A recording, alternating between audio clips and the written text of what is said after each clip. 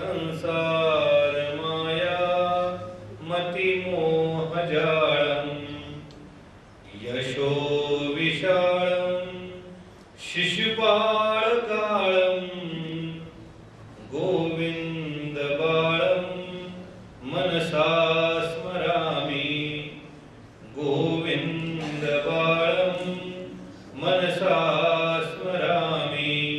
श्री गोपाल कृष्ण महाराज की जय। श्री दत्तात्रेय महाराज की जय। श्री चक्रपाणि महाराज की जय। श्री गोविंद प्रभु महाराज की जय। सर्वत्र श्री चक्रधर स्वामी की जय। श्री मूर्तिका जय जयकार हो। यम ब्रह्म बाणम भुवनैकपाणम संसार माया मति मोह जाल। कवि अपने श्लोक में प्रभु से गुणगान करते हुए ये प्रार्थना कर रहा है कि गोविंद बालम मनसा स्मरामि। यम ब्रह्म बालम भुवनैकपाणम,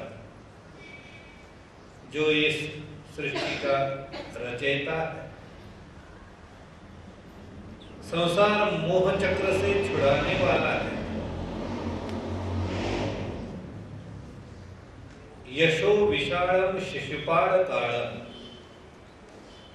जिस पूर्ण परब्रह्म परमात्मा गोपाल कृष्ण भगवान ने कई लीलाओं से भक्तों को ऊर्ध्व किया है, मुक्त किया है। कृष्ण परमात्मा की एक विशेषता बोली जाती है जिसमें आराध लिया ही मुक्ति और विरोध लिया ही मुक्ति। यशो विशालम शिशुपाल कालम, जो कृष्ण परमात्मा उसकी भक्ति करने वाला उसको भी मुक्ति देता है और उसको विरोध करने वाला उसको भी मुक्ति देता है। कंस हो या शिशुपाल हो, भय के मारे हो, डर के मारे हो, लेकिन नाम तो कृष्ण भगवान का लेते थे, इसलिए आराध लिया ही मुक्ति, विरोध लिया ही मुक्ति। ऐसे जो पूर्ण परब्रह्म परमेश्वर अवतार जगत गुरु कृष्ण भगवान हैं, उनको मैं नमस्कार करते हुए मनसा स्मरामि, मन से मैं उनका स्मरण करता हूँ, उनकी याद करती हूँ और वो मेरे हृदय में स्थित है। ऐसे कृष्ण परब्रह्म परमेश्वर अवतार को सभी भक्त जनता की ओर से अभिवादन करते हुए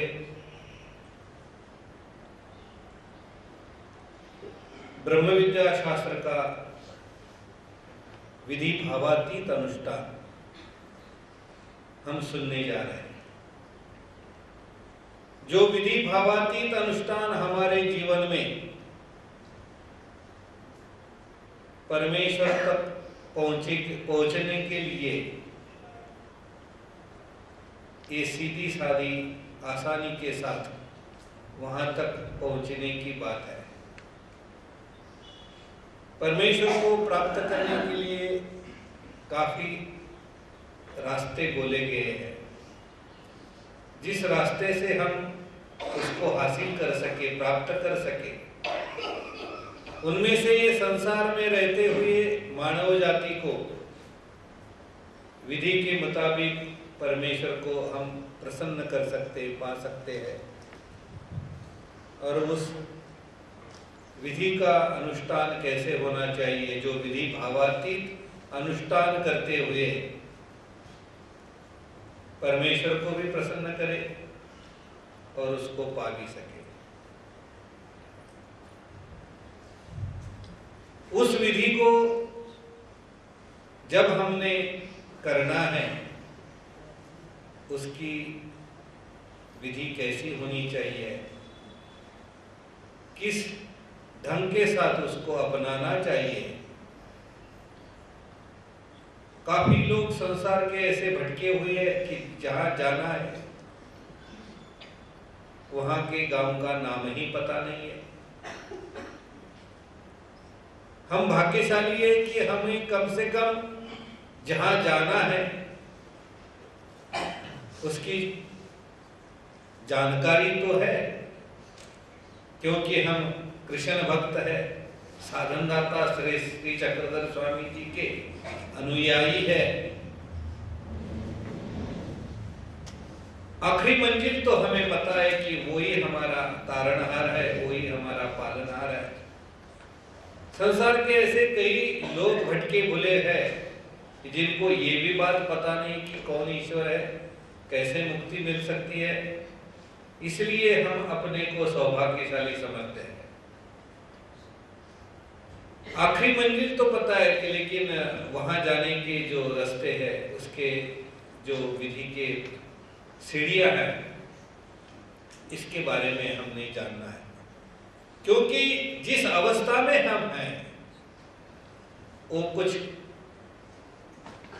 प्राइमरी स्टेज की, प्राथमिक अवस्था की हमारी स्टेज है। स्वामी जी ने तो सबके लिए व्यवस्था की हुई है।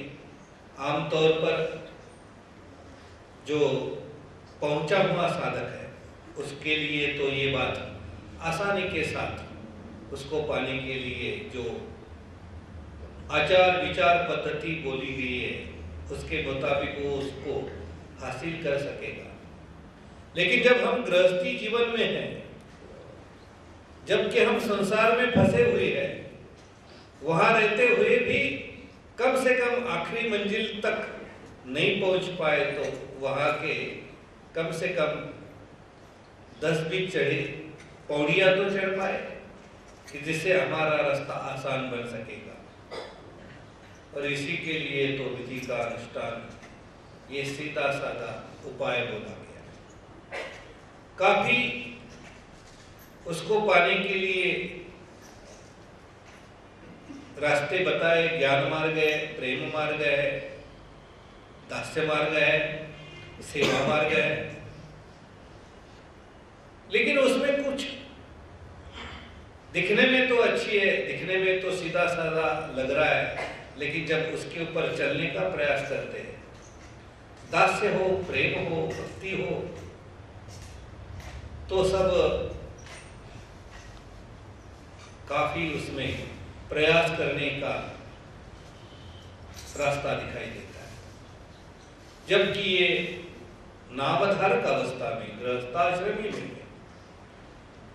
विधि मार्ग हमारे लिए सीधा साधा और सादा उपाय है, जिसको पाने के लिए हमने कुछ अपनी डिसिप्लिन के साथ उसकी जानकारी लेनी चाहिए, जिसके साथ हम अगली अगली कड़ी को पकड़ सके, प्राप्त कर सके और उस